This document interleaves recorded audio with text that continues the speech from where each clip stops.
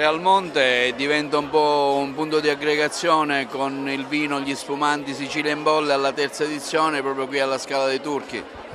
Esattamente, è la terza edizione, questa di Sicilia in Bolle, e noi siamo felici che questo evento si svolga qua proprio a Realmonte, a 2 passi dalla Scala dei Turchi. È sera, ma chi è stato qua oggi pomeriggio ha potuto ammirare il mare bellissimo che c'è stato nella giornata di oggi, eppure la Scala dei Turchi.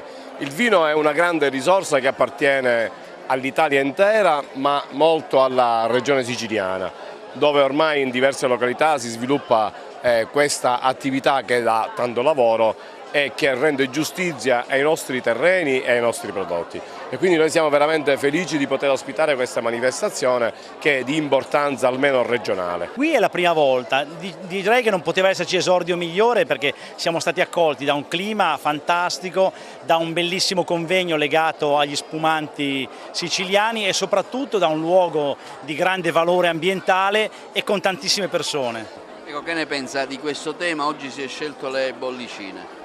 Le bollicine abbiamo visto che evocano la convivialità, piacciono, hanno come tipologia la freschezza, la vivacità, sono coinvolgenti e soprattutto, e in questo momento è importante in cui si parla di bere consapevole, le bollicine non hanno mai una gradazione alcolica eccessiva.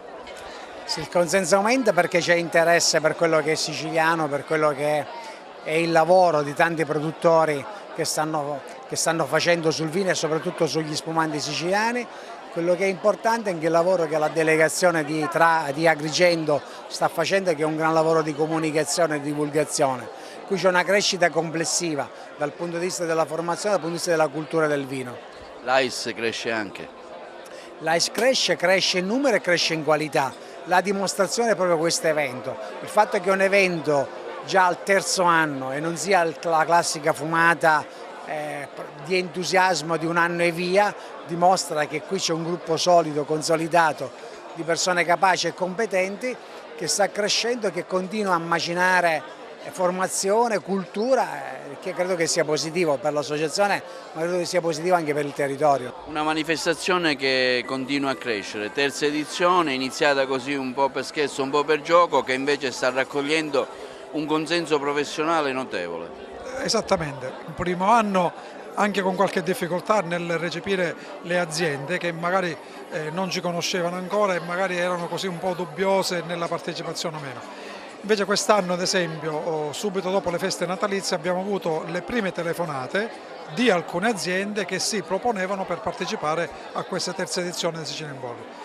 Primo anno 23 aziende, secondo 32, quest'anno ben 48 aziende siciliane che rappresentano le varie province, quindi abbiamo presenze dalla provincia di Trapani alla zona etnea del Messinese e del Ragusano. Ovviamente l'Agrigentino, il Palermitano, possiamo dire che abbiamo quasi tutte le province rappresentate.